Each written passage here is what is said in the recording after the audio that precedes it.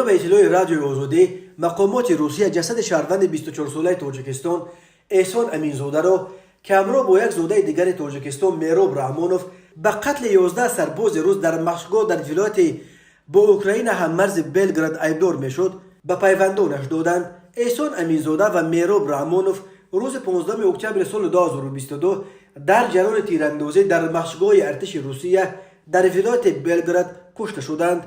دو خویشاوند احسان امینزاده روز 23 نوامبر به رادیو آزادی گفتند که جسد را 2 روز پیش گرفتند و روزهای نزدیک به تاجیکستان میفرستند. در دهه زرگر نویه کوشانیان زادگاه احسان امینزاده نیز تصدیق کردند که منتظر رسیدن تابوت هستند. اخیراً مقامات روسیه فیروز امینوف برادر احسان امینزاده را نیز بازداشت کردند و او در بازداشتگاه ساخاروو منتظر اخراج به تاجیکستان است.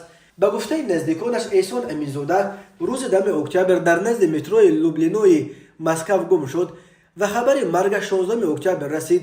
به گفته نزدیکانش احسان 7 ماه قبل به روسیه رفت و در یک طلبخانه در مسکو کار میکرد و نیت داشت کار کند و با دختر دوست داشتش اویله برپا کند، نه اینکه به ارتش یا جنگ برود. پیوندانش همین طور در زمینه بحث مذهبی دست به کشتار همخدمتانش زدن احسان امینزاده باور ندارند. برادر او فیروز امینوف گفته بود برادرش چندین دیندار سخت نبود وگرنه مگر در رستوران کار میکرد. گفته بود او روز 15 اکتبر در یک مشقگاه ارتش روسیه در ولایت بلگراد 11 نفر کشته شدند. رسانه‌های روسیه نوشتند که گویا 2 زاده تاجیکستان در زمینه بحث مذهبی اول یک افسر را که گویا الله را به مسخره کشیده است پراندند و سپس بالای دیگر هم خدمتان خود تیر کشیدند. گفته می شود که هر دو تیرانداز نیز در جریان آتش جوابی کشته شدند. مقامات تا کنون رسما در این باره شرحی ندادند، ولی رسانه‌های روسیه از قبل منابع خود نوشتند که تیراندازها احسان امینزاده و مهراب رحمانوف از تاجیکستان بودند. درباره مهراب رحمانوف معلومات زیادی تا حال دسترس نشده است.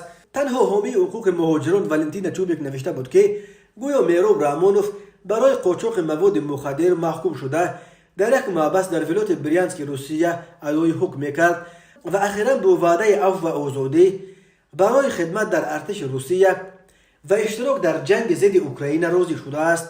حامیان حقوق درباره با وعده امتیازهای زیاد از جمله آزادی به محبوسان و شهروندی روسیه به مهاجران به جنگ ضد اوکراین بردن صدها تن از زادگان کشورهای آسیای مرکزی از جمله زادگان تاجیکستان خبر میدهند.